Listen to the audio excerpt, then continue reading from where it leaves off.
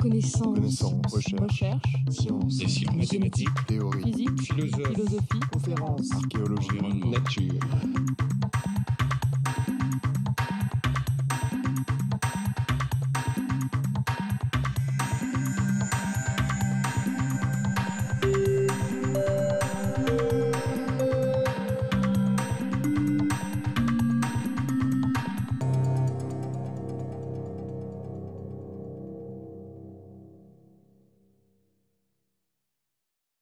Alors, cette semaine, le cours reprend et nous allons entrer dans le vif des expériences sur l'accès à la conscience, après avoir parlé dans les 2 semaines qui précèdent très largement des théories possibles de la conscience, fondées bien sûr sur les expériences passées, très largement psychologiques. J'avais souligné il y a 15 jours qu'on commençait à entrevoir un début de synthèse des idées sur l'accès à la conscience, et que cette synthèse était composée de 4 éléments principaux.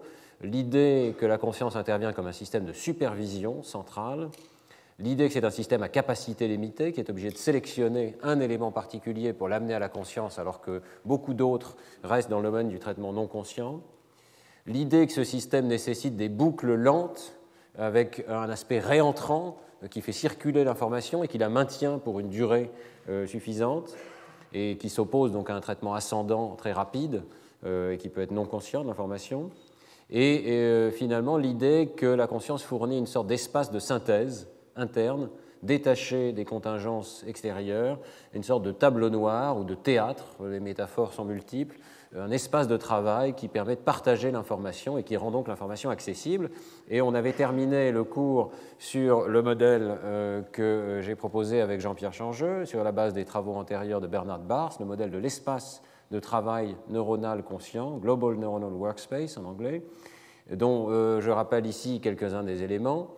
J'en profite pour vous rappeler d'ailleurs que ces cours sont disponibles sur le site web du Collège de France si vous voulez vous y référer. Donc je reviens juste rapidement sur ces éléments des cours précédents. La première idée essentielle de ce modèle, c'est que ce que nous appelons l'accès à la conscience, donc la disponibilité d'une information consciente, c'est simplement la disponibilité de cette information pour être accessible à de nombreux processeurs. C'est ça que nous appelons être conscient, d'après ce modèle. C'est tout simplement avoir l'information dans un espace qui permet de la distribuer à n'importe quel processeur cérébral, et donc en particulier de la distribuer aux processeurs verbaux et intentionnels qui nous permettent de la rapporter verbalement, que cet état d'accès à la conscience correspondrait à l'ignition, l'allumage soudain de réseaux de neurones distribués, formés de neurones à axones très longs, qui permettent donc de mettre en connexion des régions très distantes du cerveau, et que ces neurones, même s'ils sont distribués dans de très nombreuses régions cérébrales, sont particulièrement denses dans le cortex préfrontal et pariétal, formant donc cet espace de travail à l'échelle du cerveau entier.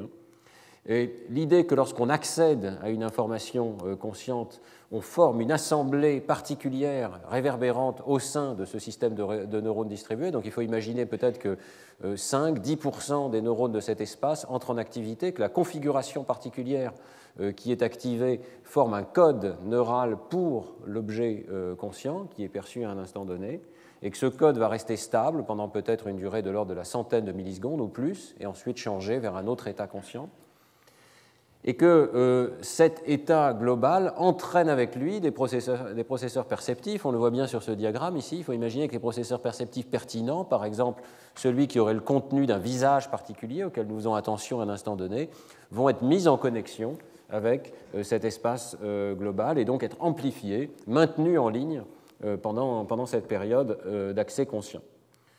Et puis le modèle comprend aussi cet élément intéressant qui est qu'il y a une activité spontanée, et je pense que c'est un point fondamental qui a été souligné évidemment par Jean-Pierre Changeux, également par Alain Berthoz pendant de nombreuses années, c'est qu'à ce niveau, le cerveau opère d'une manière projective, descendante, il n'est pas simplement soumis aux entrées du monde extérieur, mais même en l'absence d'entrée du monde extérieur, il va générer une activité spontanée, structurée, qui va faire s'enchaîner des états conscients. Alors, ce modèle n'est pas simplement une vision théorique ou boxologique, comme je peux le présenter ici. Il a aussi été simulé par des simulations informatiques de réseaux de neurones relativement réalistes.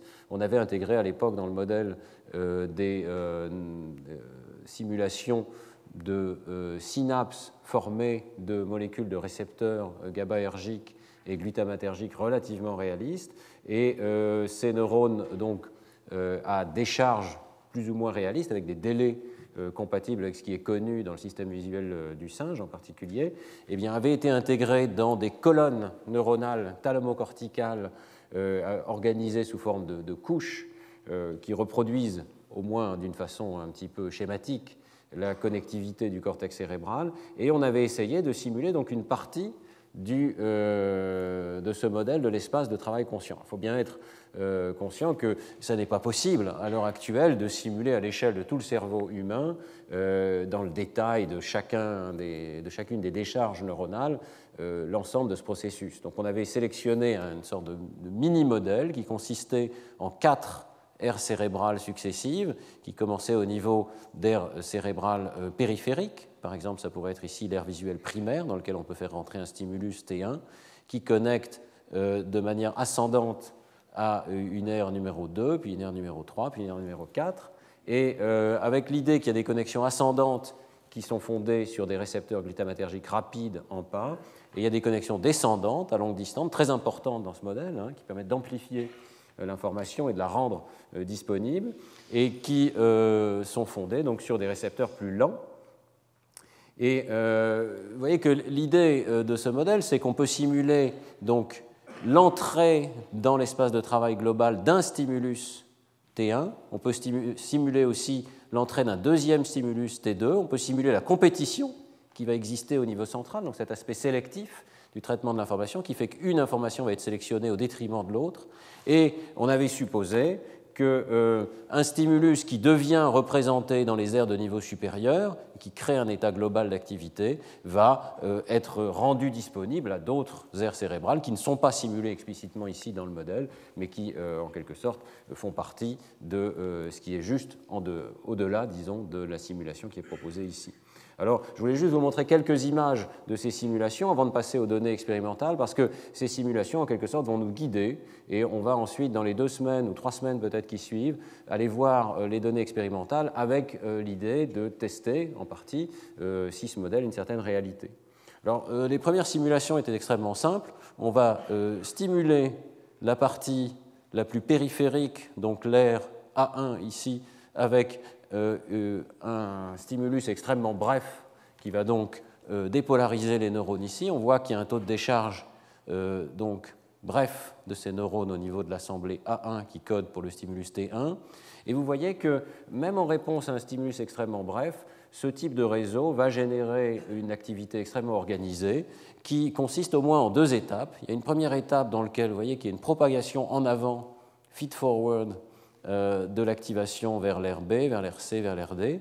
Et ensuite, il y a une deuxième étape, qu'on voit très bien ici, de réverbération de cette information pour une durée assez longue, plusieurs centaines de millisecondes, interrompue simplement parce qu'il y a de l'habituation dans ce réseau, qui est peut-être un petit peu artificielle, mais qui est une manière d'interrompre l'activation. Vous voyez donc que le réseau se met dans un état, après cette période de propagation en avant, se met dans un état réverbérant global qui réactive les aires de départ. Donc on voit très bien ici qu'il y a 2 activations successives, une qui est causée par le stimulus au départ et une qui est alors que le stimulus a disparu depuis longtemps, simplement parce que la même aire cérébrale rentre dans un état réverbérant, impliquant ces connexions à longue distance, et on devine ici, et c'était le cas dans les simulations, qu'il va y avoir des oscillations de haute fréquence causées par cette réverbération de l'activation, il va y avoir des mises en corrélation à longue distance de régions donc cérébrales distinctes, avec des relations causales qui vont s'établir entre ces différentes régions.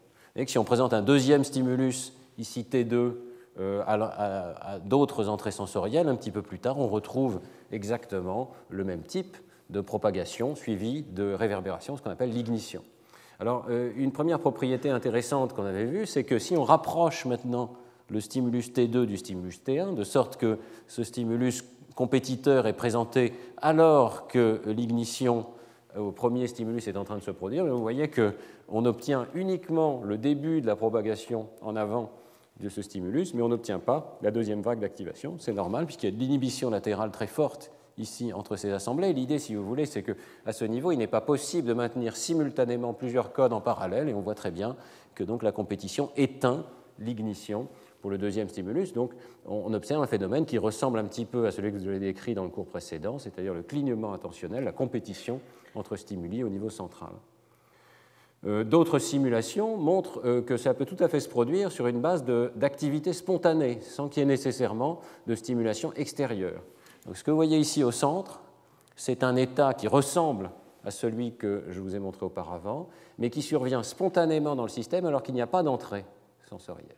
Simplement, en réglant le niveau d'éveil cortical dans ce réseau, avec un paramètre qui simule les entrées neuromodulatrices ascendantes vers le cortex cérébral, eh bien, on module l'activité spontanée du système et il se peut tout à fait qu'à certains moments surviennent des patterns de décharge cérébrale qui reproduisent donc un état global pour un stimulus donné à travers plusieurs aires cérébrales très distantes. Alors vous voyez que la différence, c'est que l'activation, cette fois-ci, se propage strictement du haut vers le bas.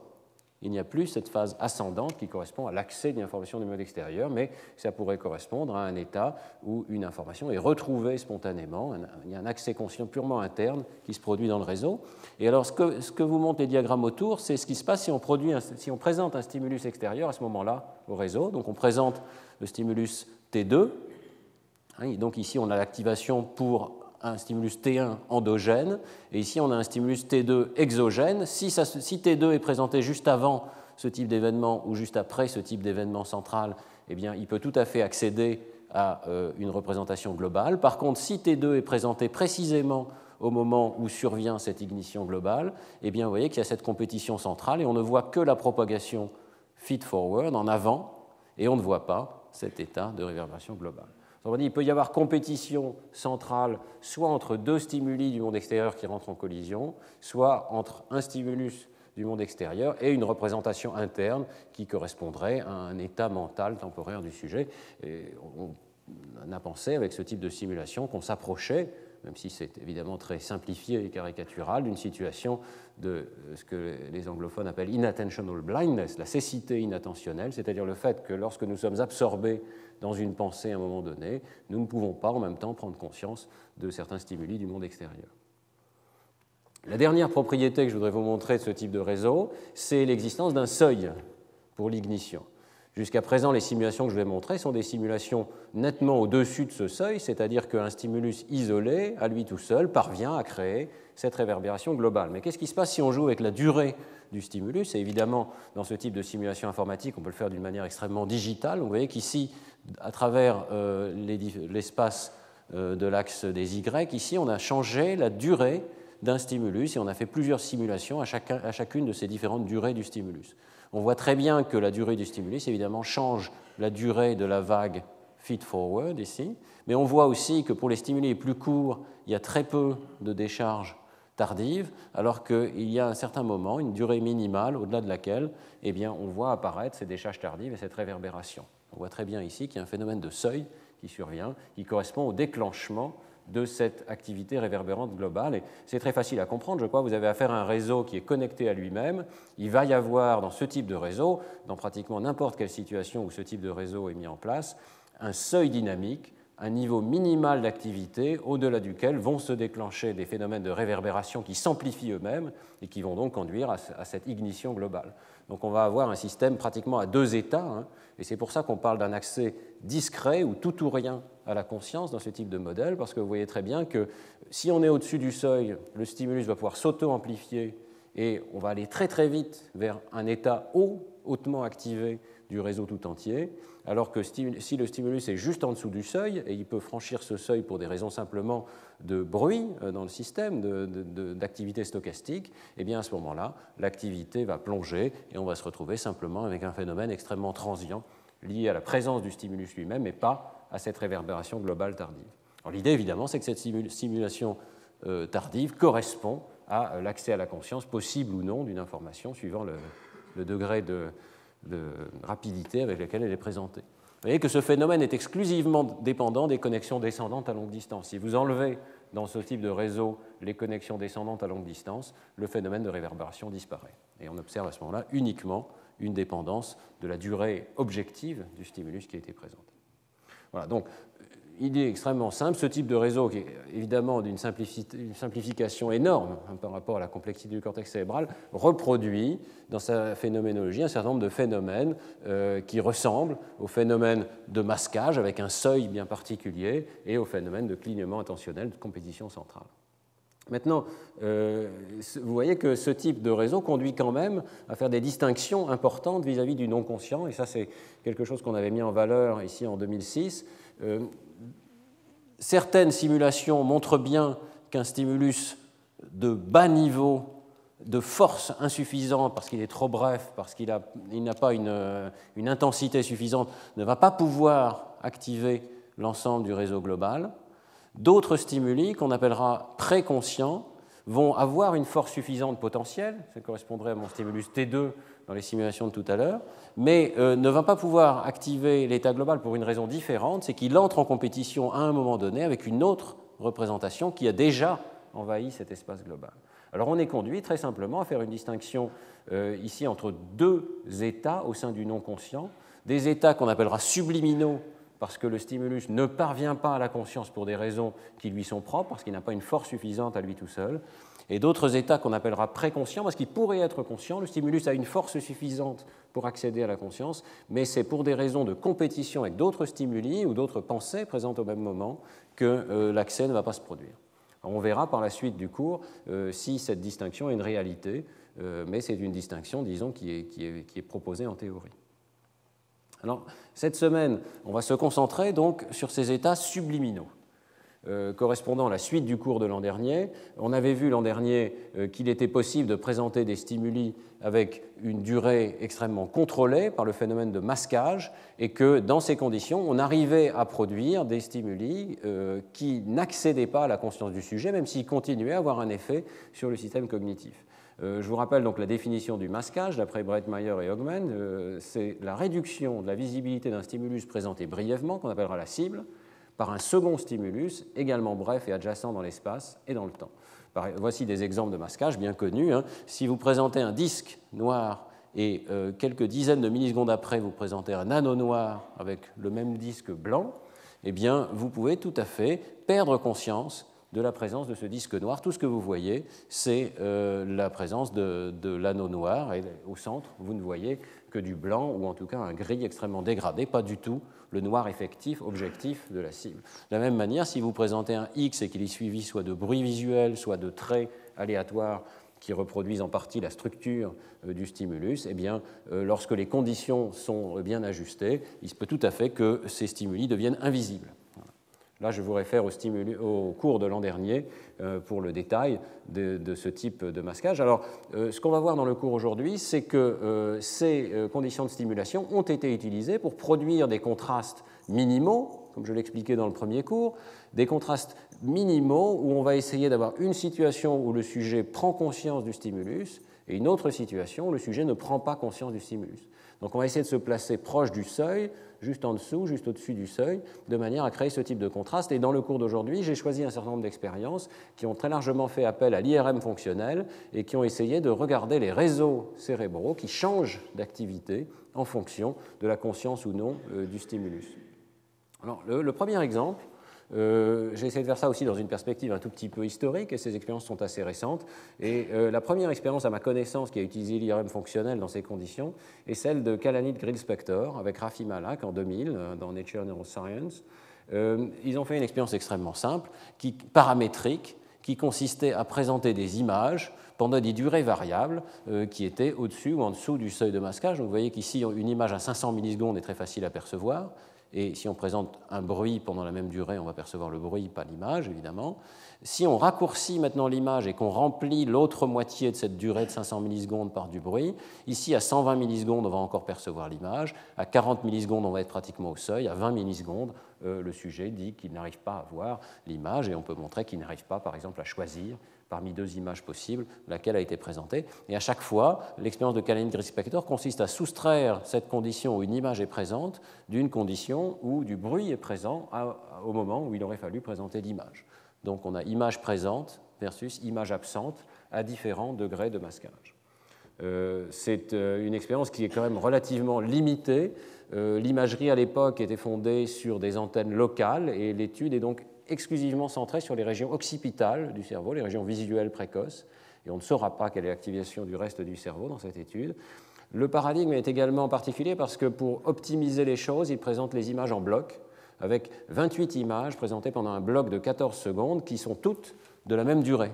Alors vous voyez que ça pose un problème particulier parce que ça ne permet pas de distinguer ce qui est entièrement dû au stimulus de ce qui est dû éventuellement au changement de l'attention du sujet, qui peut tout à fait s'apercevoir que dans ce bloc particulier, les images sont difficiles à voir, donc je vais faire un effort d'attention particulier.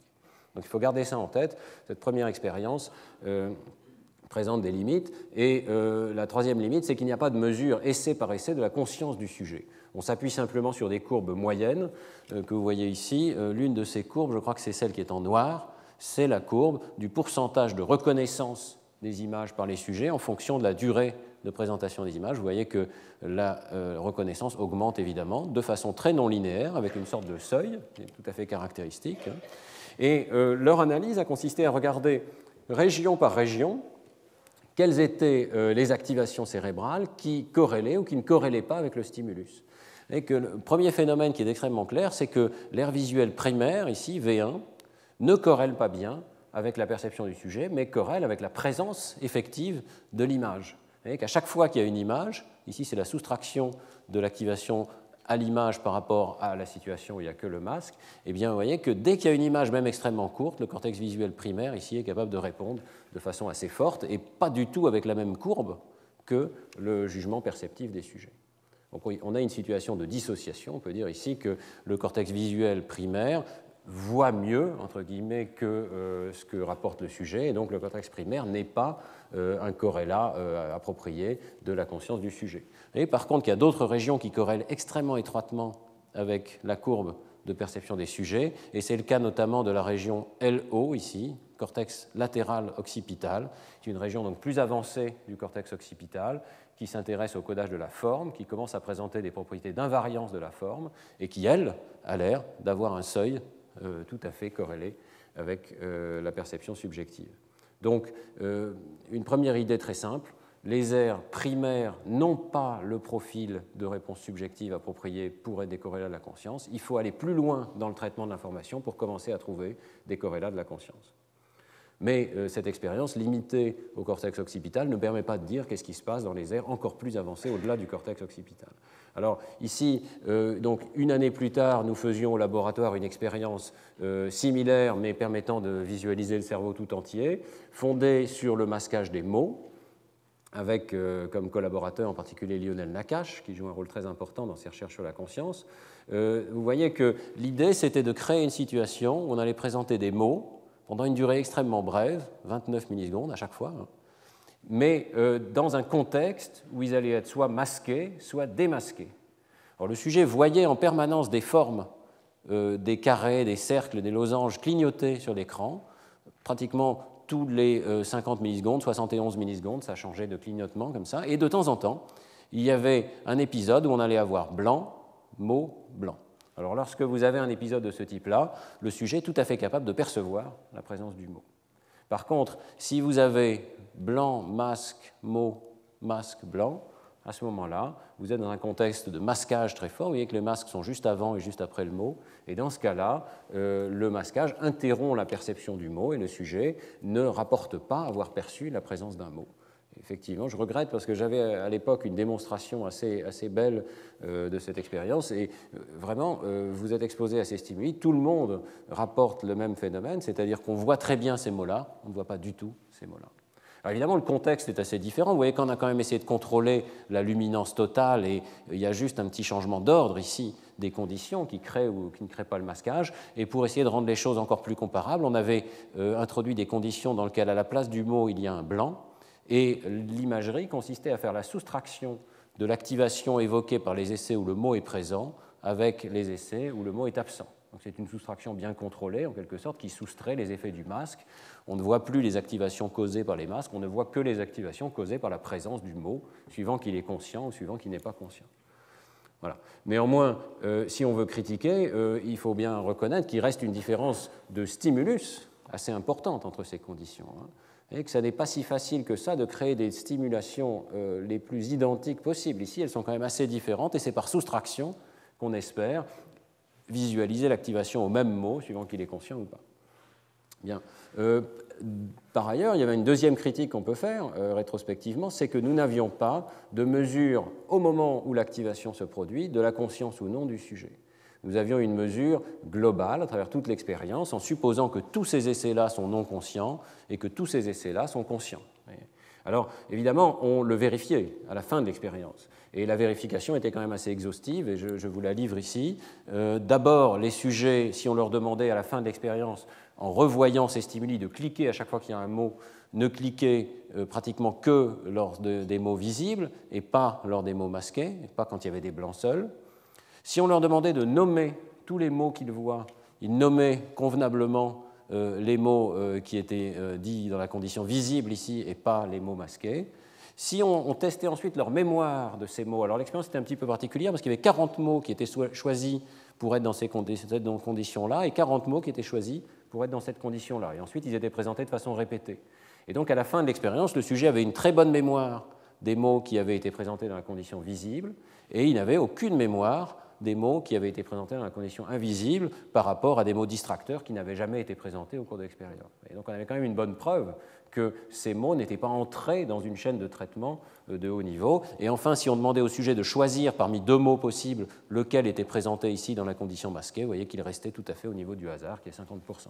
Donc on avait un certain nombre de preuves qu'on avait créé une condition qui était vraiment invisible. Mais on était obligé de supposer que c'était le cas à chaque essai, sans le vérifier. Alors, les résultats de cette expérience, je vous les avais déjà montrés, je vous les remontre ici. Plusieurs phénomènes étaient tout à fait visibles. Le premier, une activation non consciente de l'aire de la forme visuelle des mots, une région donc, qui est impliquée dans le codage orthographique, qui s'active de façon non consciente, on le voit bien ici, mais qui s'active massivement plus dans la condition consciente. Même durée de stimulus, mais clairement un traitement supplémentaire, peut-être réverbérant, ça pourrait correspondre à l'intégrale de l'activation qu'on a vue dans les simulations du modèle, qui crée donc cette amplification d'activation. Puis vous voyez aussi qu'on a beaucoup de régions supplémentaires qui s'ajoutent dans les cortex préfrontaux, cortex pariétal inférieur ici, cortex de la ligne médiane, l'aire motrice supplémentaire et un peu plus en avant dans le cortex singulaire. Et un phénomène qu'on avait montré, c'est que cette région donc commune, qui s'active aussi bien dans la condition subliminale que dans la condition consciente, eh bien, dans la condition consciente, elle est corrélée dans son activité avec un certain nombre de ces régions très antérieures, notamment du cortex frontal inférieur gauche. Donc, il y a un surcroît de corrélation, il y a mise en place de réseaux corrélés à longue distance dans le cas conscient, pas dans le cas non conscient. Voilà.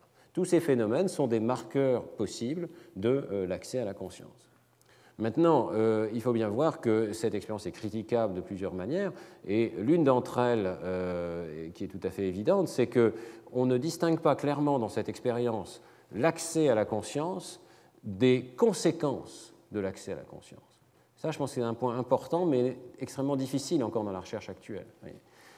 Peut-être qu'une partie de ces activations ici, dans la condition consciente, ne font pas partie, disons, du noyau minimum d'activation qui est nécessaire pour avoir un état conscient, mais sont simplement des conséquences de l'accès à la conscience. Évidemment, lorsqu'on a accédé à la conscience, on est capable de se souvenir du mot, on est capable de le nommer dans sa tête, on peut faire toutes sortes d'opérations supplémentaires que le sujet ne fait pas lorsqu'il n'a pas pris conscience de la présence d'un mot. Alors, toute la difficulté dans ce domaine consiste à essayer de trouver une sorte de minimum qui suffit à expliquer l'état conscient du sujet. Et dans ce domaine, une expérience extrêmement intéressante qui a fait date est celle de Lau et Passingham en PNAS en 2006. Ils ont pris ce problème à bras-le-corps, essayé de trouver des conditions dans lesquelles le sujet avait exactement le même comportement, il faisait la même chose, mais il le faisait dans un cas avec pleine conscience et dans l'autre cas avec moindre conscience, avec un certain nombre d'essais non conscients. On essaie de créer une différence de conscience sans différence de comportement. Pourquoi est-ce que c'est possible ? Eh bien, c'est possible parce qu'il y a des phénomènes comme le blind sight, la vision aveugle, ou l'amorçage subliminal, c'est-à-dire que le traitement non conscient peut avoir des effets sur le comportement qui sont identiques à ceux d'un traitement conscient. Alors, dans le détail, l'expérience de Lau et Passingham consiste à présenter donc, des stimuli visuels losanges ou carrés, masqués après un certain délai par un masque ici, au cours d'une expérience d'IRM fonctionnelle. Et dans une première expérience, en analysant uniquement le rapport des sujets, il force le sujet à répondre à 2 questions à chaque essai. Premièrement, essayez de deviner est-ce que c'était un carré ou un diamant. Deuxièmement, dites-moi si vous avez vu le stimulus ou si vous avez simplement essayé de deviner quel était le stimulus. Donc la première question est une question objective, la deuxième question est une question subjective. Eh bien, Lowe et Passingham, dans une première expérience comportementale, montrent que ces 2 mesures ne sont pas parfaitement corrélées entre elles. Elles sont en partie corrélées, mais pas parfaitement. Donc vous voyez ici, on fait varier la durée qui s'écoule entre le début du stimulus cible et le début du masque, ce qu'on appelle le SOA dans notre jargon, le Stimulus Onset Asynchrony. Vous voyez que 0 est ici, on peut même faire des valeurs négatives où le masque apparaît avant la cible. Et le phénomène classique de masquage, c'est que lorsque le masque apparaît après la cible, eh bien, la visibilité du stimulus, qui est la courbe en pointillé, le pourcentage de réponse vue subjective, s'écroule et ensuite remonte à des durées plus longues. Mais ce qui est très intéressant dans l'expérience de Lowe et Passingham, c'est que la courbe des performances objectives ne suit pas exactement la même forme, en sorte qu'il est possible de trouver des valeurs qui sont indiquées ici, vers 33 millisecondes et vers 100 millisecondes, où vous avez la même performance objective, mais pas la même visibilité. C'est-à-dire que vous voyez ici que la performance objective reste très bonne, alors que la visibilité s'est écroulée beaucoup plus. Donc on est dans ce domaine, évidemment, du traitement subliminal d'information. Ils appellent ça le blind sight, la cécité aveugle. Évidemment, c'est un phénomène relatif, c'est-à-dire qu'il y a encore pas mal d'essais où le sujet voit le stimulus, mais ces performances vont encore au-delà de ce qui pourrait être prédit sur la base de la visibilité. Donc Lowe et Passingham choisissent ces 2 points ici, et ils ajustent. Alors il y a toute une procédure expérimentale qui est un petit peu sophistiquée, qui permet d'ajuster en temps réel les stimuli pour qu'on reste autour de ce point perceptif.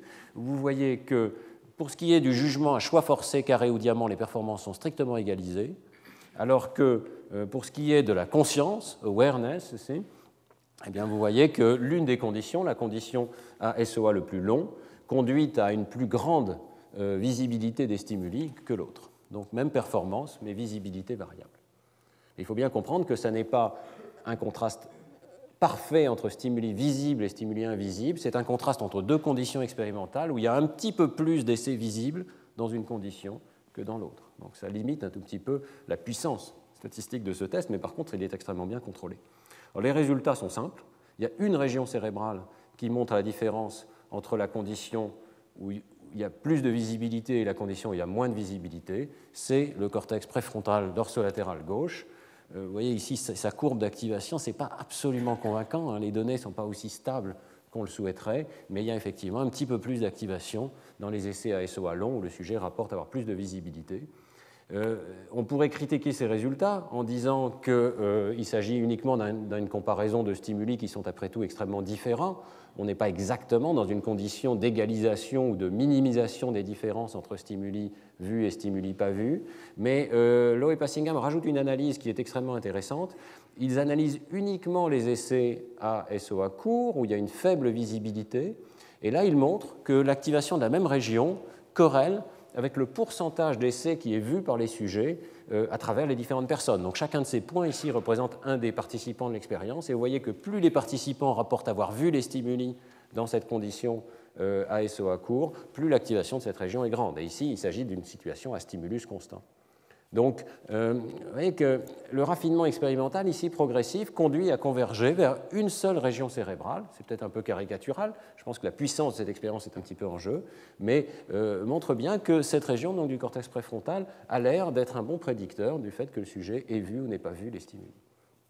Et les autres régions ont disparu de l'écran en quelque sorte, peut-être parce que précisément les paramètres de comportement du sujet sont extrêmement bien ajustés entre les 2 conditions expérimentales. Alors, je vais juste souligner que cette conclusion que l'activation du cortex préfrontal est parfois l'amplification des régions sensorielles correspondantes, ce sont des phénomènes qui maintenant dans la littérature expérimentale se retrouvent de façon extrêmement régulière, et pas seulement dans la modalité visuelle, mais également dans d'autres modalités de stimulation. Ici, c'est une expérience très récente menée par Sepide et Sadagiani avec Andreas Kleinschmidt à Neurospin, et dans laquelle ils ont présenté des stimuli auditifs identiques. C'est le même stimulus, mais ces stimuli sont choisis pour être précisément au seuil. Ils sont présentés de façon extrêmement rare au cours d'une longue expérience d'IRM fonctionnelle, et tout est fait pour que la moitié de ces stimuli environ soient détectés par le sujet et l'autre moitié n'est pas détectée par le sujet. Dans le contexte, vous le savez, où l'IRM fait du bruit, et donc ce n'est pas si facile de détecter des stimuli auditifs si ils sont présentés au seuil de perception.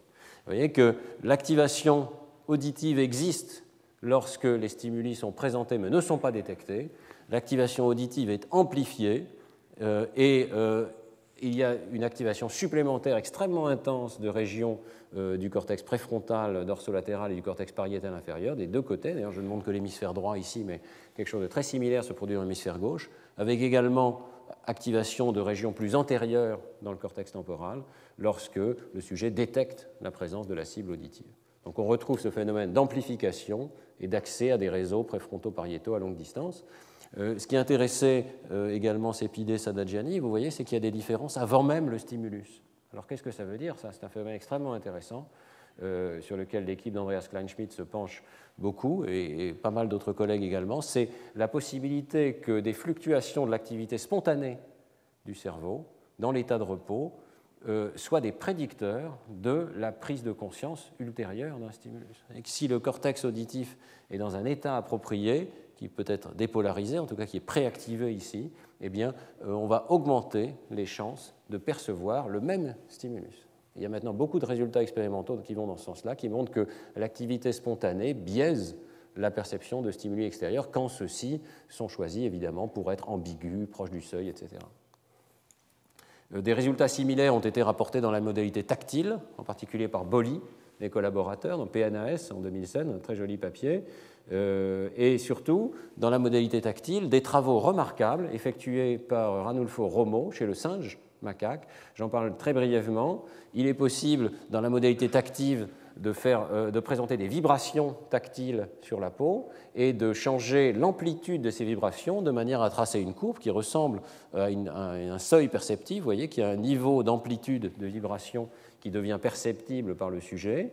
Et l'équipe de Ranulfo Romo, très nombreux collaborateurs, notamment Lafuente, ont ensuite enregistré au fil des années dans de nombreuses régions cérébrales différentes pertinentes pour cette tâche, depuis le cortex somatosensoriel primaire jusqu'à l'aire somatosensorielle secondaire. Et vous voyez ensuite un certain nombre de régions impliquées dans la décision dans le cortex préfrontal et l'aire motrice supplémentaire. Et j'anticipe un tout petit peu sur le cours de la semaine prochaine, où on verra aussi la dimension temporelle de ces activations. Mais juste pour vous montrer sur ce graphe ici, vous voyez, les différentes couleurs correspondent aux différentes aires cérébrales dans lesquelles ces enregistrements sont faits chez le singe. Et vous avez la dimension temporelle des activations qui est ici, la latence des réponses des différents neurones. Et sur l'axe vertical, vous avez la capacité de prédire, pour un stimulus qui est présenté au seuil, qui est rigoureusement constant, est-ce que le singe va rapporter la présence du stimulus ou pas. Donc, le score est 50% lorsque, sur la base de l'enregistrement électrophysiologique, on n'arrive pas à savoir si le singe va rapporter avoir vu, ou plutôt perçu ou pas, le même stimulus tactile. Le stimulus est rigoureusement identique. Alors, ce que montrent toutes ces années, je vous montre juste un de ces graphes ici, c'est que dans l'aire somatosensorielle primaire, il n'est pas possible, le signal est identique, il n'est pas possible de faire la différence entre les essais conscients et les essais non conscients.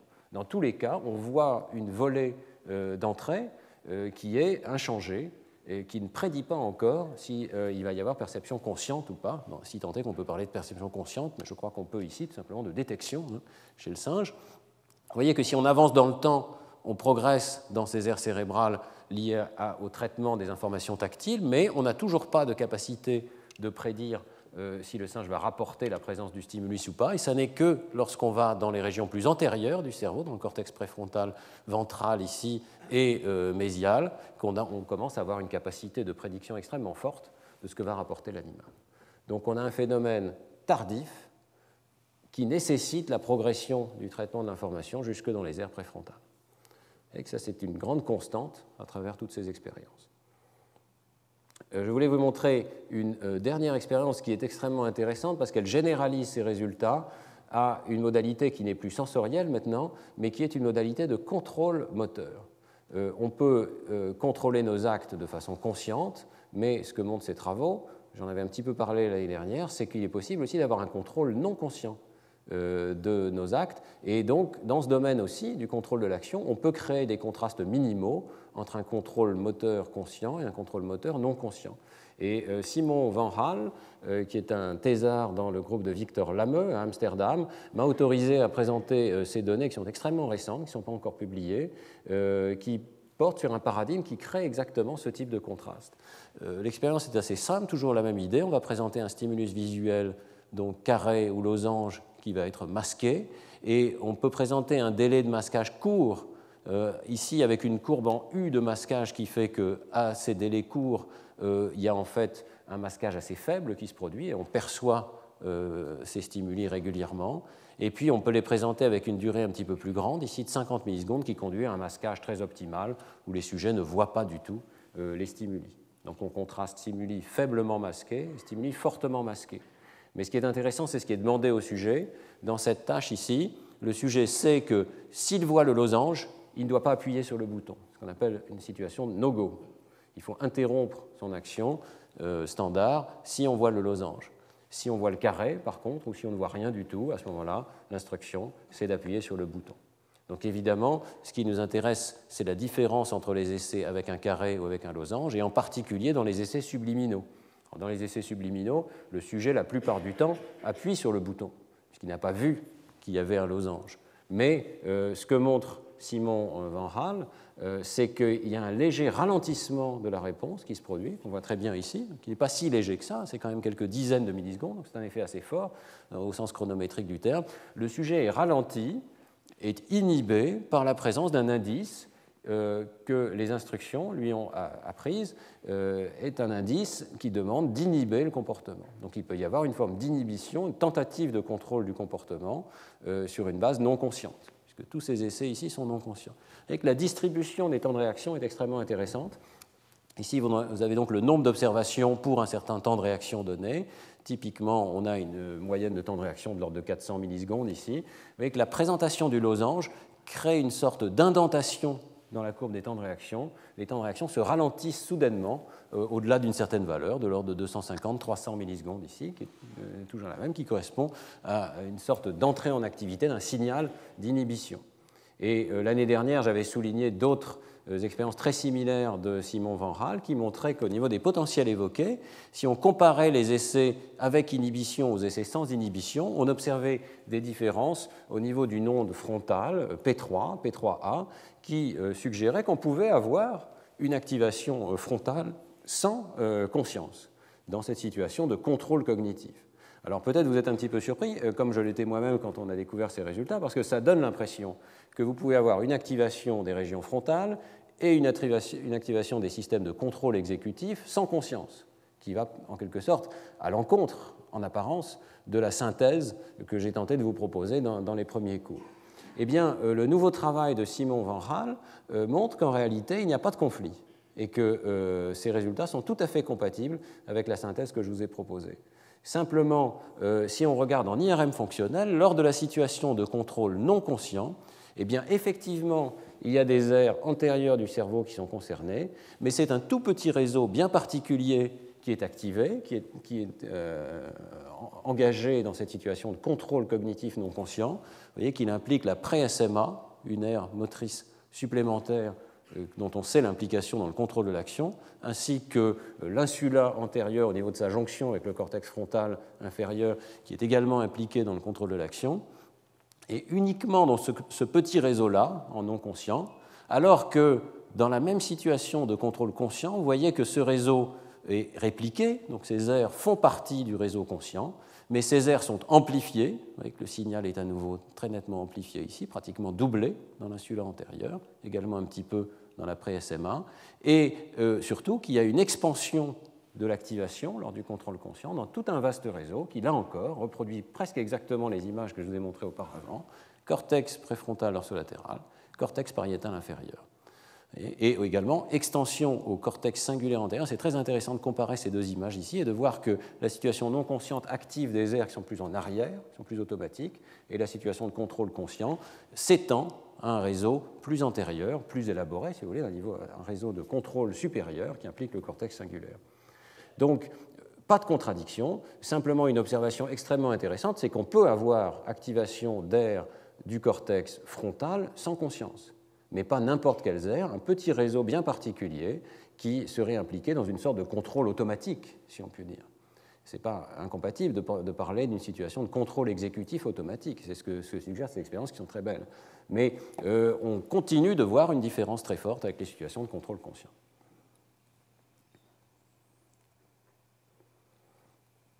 Alors, dans le dernier quart d'heure de ce cours, je voudrais vous parler d'une direction de recherche nouvelle en IRM fonctionnel qui prend une ampleur de plus en plus grande, qui est très largement fondée sur les travaux d'une personne, John Dylan Haynes, qui a travaillé avec Geraint Ries et publié beaucoup dans ce domaine dans les 5 dernières années, et qui conduit à poser une exigence supplémentaire pour les corrélats neuronaux de la conscience.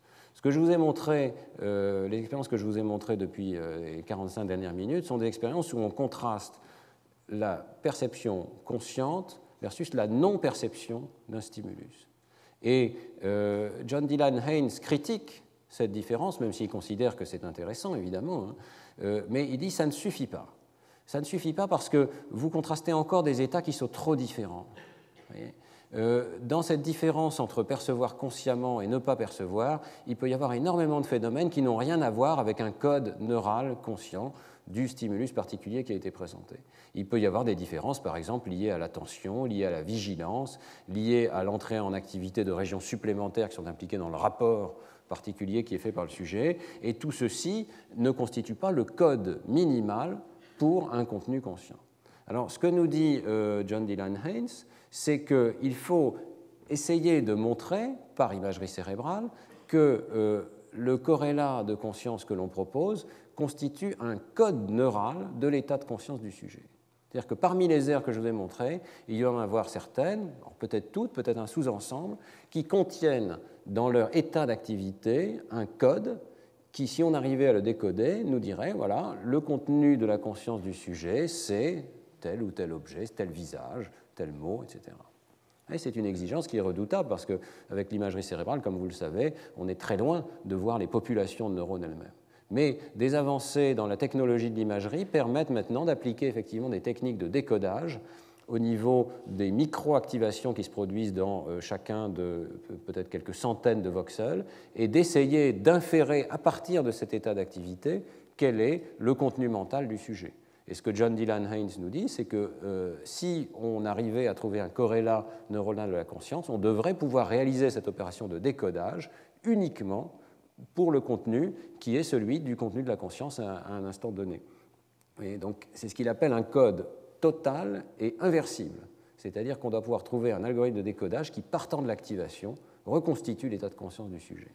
Alors, et rien que celui-ci, pas plus, évidemment.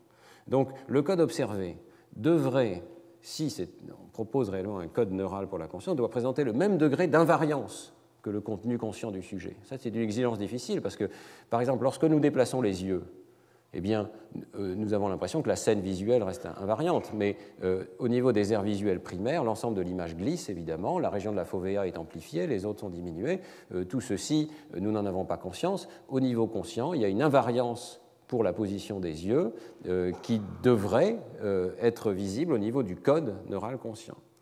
Le code conscient doit préserver les relations de similarité subjective entre les contenus conscients. C'est-à-dire que quelle que soit la manière dont le stimulus objectif varie, ce qui compte à ce niveau-là, c'est une variation qui correspond au contenu subjectif du sujet. Donc en particulier, le code ne devrait pas coder les différences physiques que le sujet ne perçoit pas. Tout ceci constitue une liste de critères pour identifier un code conscient. Et inversement, on doit coder l'objet perçu, même s'il s'agit d'une fausse perception, même s'il s'agit d'une hallucination, par exemple. Alors tout ceci conduit à un programme de recherche assez riche, qui va au-delà de la simple différence entre essais perçus et essais non perçus, mais qui essaye de décoder l'objet particulier qui a été perçu à un instant donné. Alors, je vais vous montrer plusieurs exemples de tentatives de recherche dans cette direction-là. Vous voyez bien que ce sont des recherches extrêmement récentes et que ce projet n'est pas encore complètement abouti.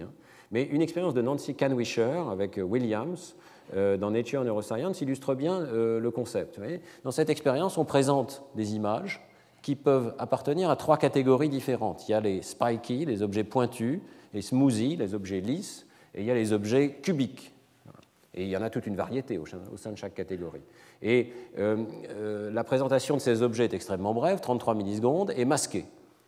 Ce qui fait que certains essais sont vus par les sujets, d'autres essais ne sont pas vus par les sujets.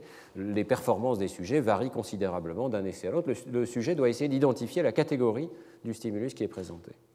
Alors, Nancy Kanwisher propose d'essayer de décoder à partir de l'imagerie cérébrale, du pattern d'activation cérébrale dans une région donnée, quel était l'objet qui était présenté au sujet. Et pour ce faire, elle propose d'utiliser un index qui est un petit peu particulier, qui est simplement la corrélation entre l'activation observée lors des essais pairs et lors des essais impairs. Donc s'il y a un code reproductible, c'est-à-dire que la présentation par exemple des objets pointus conduit à activer une certaine forme sur le cortex visuel, eh bien, lors des essais pairs et lors des essais impairs, on doit retrouver cette forme, et donc il doit y avoir une corrélation positive entre les deux patterns d'activation observés. Donc c'est ça la mesure qu'elle propose pour regarder s'il existe un code reproductible au niveau du nerf cérébral donné. Et elle montre ce phénomène extrêmement intéressant. Si on regarde les aires rétinotopiques du cortex, eh bien, il y a un code, c'est-à-dire qu'il y a une corrélation positive ici qui vous indique que l'activation observée pour les spikies, pour les objets pointus, n'est pas la même que l'activation observée pour les objets ronds ou pour les objets cubiques. On peut, sur la base de l'activation qui est observée dans ces régions, faire la différence entre les trois types d'objets. Il y a un code. C'est logique, évidemment, parce que ce sont des aires rétinotopiques qui ont en particulier des informations sur la forme des objets. Mais ce qui est tout à fait frappant, c'est que ce code que l'on voit en imagerie cérébrale, il existe que le sujet réponde correctement à la classification de ces trois catégories, mais également que le sujet réponde incorrectement. C'est-à-dire que même quand le sujet se trompe et dit « je pense que l'objet était pointu », eh bien le cortex visuel, lui, a la bonne réponse. Il n'a pas changé son pattern d'activation. Et le contraste est particulièrement frappant avec une autre région du cortex cérébral, le cortex LO, le cortex latéral occipital, on a vu tout à l'heure dans l'expérience de Grill-Spector, qui, lui, a un code neural reproductible pour la catégorie d'objets, avec une corrélation positive ici, lors des essais où le sujet répond correctement, mais n'a pas ce code lorsque le sujet ne répond pas correctement.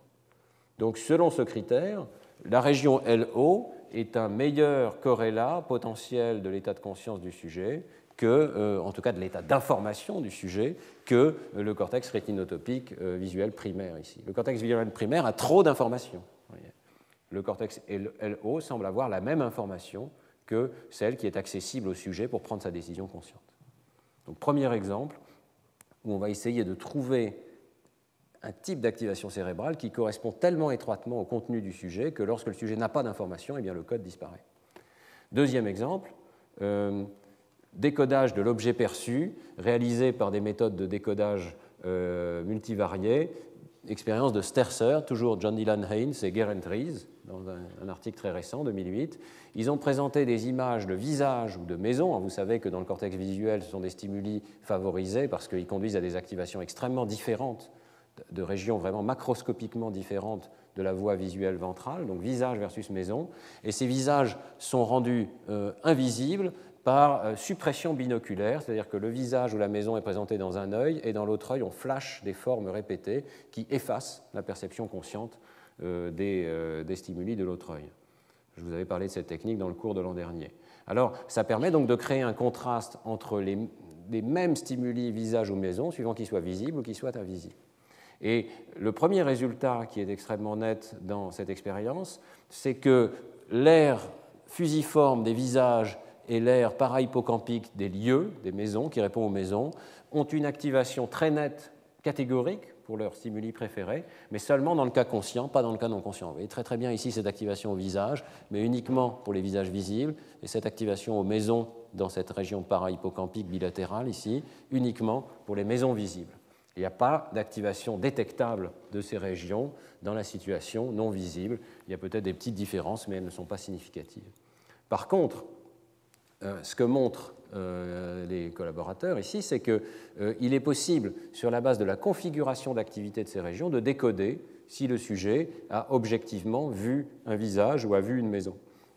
Et donc, ce qui se passe, c'est que l'algorithme qui est utilisé va prendre la configuration d'activité de ces régions du cortex visuel et va apprendre, par un algorithme de ce qu'on appelle machine learning, apprentissage par ordinateur, va apprendre quel type de configuration d'activité prédit la présence d'un visage ou prédit la présence d'une maison.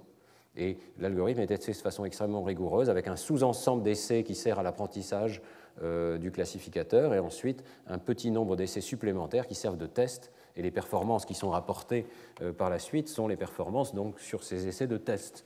Alors, vous voyez qu'il est possible, ça c'est évidemment tout à fait évident, il est possible de créer un classificateur qui arrive à classifier les essais visibles, c'est-à-dire qui détecte la configuration d'activation qui prédit si c'est un visage ou si c'est une maison lorsque les images sont visibles pour le sujet. À ce moment-là, on arrive à des performances tout à fait remarquables. 88% de réussite, ça veut dire que pratiquement à chaque essai, vous êtes capable de dire que le sujet a vu une maison ou qu'il a vu un visage. Ce qui est remarquable, c'est que vous arrivez à faire la même chose avec les visages invisibles, les maisons invisibles. Ici, vous avez 63% de réussite, ce n'est pas parfait, mais c'est nettement mieux que le hasard, pour déterminer si le sujet était en train de recevoir une image de maison ou une image de visage, alors même que le sujet, lui, n'a pas d'information. Donc, là encore, on montre que ces régions ont un code que le sujet n'a pas, qui n'est pas dans la conscience du sujet. Simplement, ici, il y a une différence très importante d'activation, une différence très importante aussi dans la qualité du code, et on peut penser que la reproductibilité du code fait la différence entre essais conscients et essais non conscients. Ce qui est intéressant de cette expérience, c'est qu'on peut aussi tester la généralisation d'un apprentissage à l'autre. Donc, si l'ordinateur a été entraîné avec les essais visibles, est-ce qu'il arrive à décoder les essais invisibles? La réponse est oui, nettement mieux que le hasard. Et dans le sens inverse, s'il est entraîné avec les essais invisibles, est-ce qu'il arrive à décoder les essais visibles? Également, oui. Et peut-être c'est dans cette condition-là que c'est le plus intéressant, parce que dans cette condition-ci, vous voyez qu'il y a une génération complète. Une fois que j'ai appris à décoder les essais invisibles, je décode exactement au même niveau les essais visibles. Ce que ces résultats suggèrent, c'est qu'il existe un code non conscient qui fait la différence entre visage et non-visage, visage et maison, qui est activé donc, par les essais invisibles, qui est également activé lors des essais visibles, ce qui permet de généraliser, mais qui est amplifié, qui se traduit par des différences macroscopiques très visibles dans le niveau du signal d'IRM lors des essais conscients. Et donc ici, la trace de la conscience serait, une fois de plus, l'amplification du même code dans des régions sensorielles qui sont pertinentes pour ce niveau de codage catégoriel des stimuli visuels. Ce qui est dommage dans cet article, c'est qu'il n'analyse pas le cerveau tout entier, donc on ne sait pas s'il y a d'autres régions du cerveau qui ont le même type de code, qui permettrait de faire cette différence, et ils ne mettent pas également en corrélation ces régions identifiées avec le reste du cerveau. Ça aurait été très intéressant de voir si l'activation de ces régions est corrélée avec d'autres régions distantes. Bon, ça reste à faire.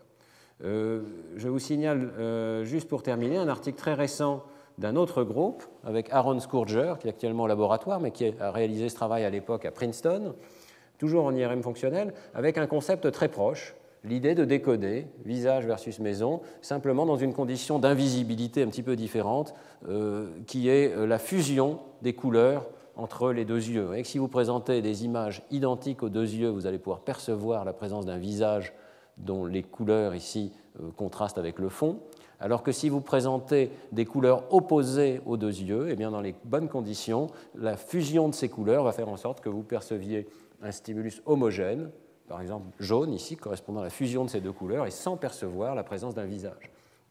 Une des manières, parmi beaucoup d'autres, une fois de plus, de créer un stimulus non conscient. Ici, les yeux reçoivent une information sur un visage qui n'est pas perçu consciemment par le sujet.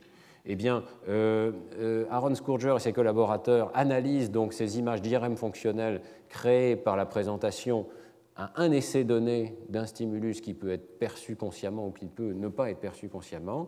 Ils essayent de décoder ces activations. Alors, la première chose, qui n'est pas rapportée dans l'article d'ailleurs, mais que Aaron m'a communiqué, c'est qu'on retrouve ce phénomène d'une amplification de l'activation lors des essais conscients. Si on regarde simplement le signal d'IRM, il est plus fort dans les régions sensorielles pertinentes, pour les visages ou pour les lieux, lors des essais conscients. Toujours ce phénomène d'amplification. Mais au niveau de la classification, il montre qu'il y a effectivement des configurations d'activité, là encore, qui permettent de classifier les essais visibles et les essais invisibles. Vous voyez qu'on arrive dans les deux cas à faire une classification qui est meilleure que le hasard. Le hasard serait 50%, et que là, ici, la classification est quand même assez faible. Probablement parce que ce type de stimuli, qui n'est pas très contrasté, ne conduit pas à des activations extrêmement massives de ces aires sensorielles. Vous voyez qu'on arrive à décoder les essais visibles et les essais invisibles, et ce qui est particulièrement intéressant dans l'expérience d'Aaron-Scourger, c'est que ce ne sont pas exactement les mêmes régions, les mêmes voxels dans le cerveau qui font les deux décodages. Et que les voxels qui permettent de décoder les stimuli visibles sont un petit peu plus en avant dans la voie visuelle ventrale que les voxels qui permettent de décoder les stimuli invisibles. Et donc, à nouveau, deux concepts, amplification de l'activation, progression de l'activation vers les régions plus antérieures lorsque le stimulus est visible. Ce qui est un peu plus difficile à comprendre dans cette expérience, c'est qu'ils font exactement le même travail que celle de Sterzer et collaborateurs, ils ne trouvent pas de généralisation croisée. Ce qui est tout à fait curieux dans l'expérience de Scourger, c'est qu'il n'y a pas de recouvrement apparent entre le code neural pour le stimulus quand il est visible et quand il est invisible, de sorte qu'on ne peut pas généraliser de l'un à l'autre. Ce qui est, vous voyez, pas exactement ce qui avait été trouvé dans l'expérience antérieure de Sterzer. On en est là, ce sont des résultats qui sont parus dans Science il y a seulement quelques semaines, donc le but du Collège de France est aussi de vous montrer la recherche en train de se faire.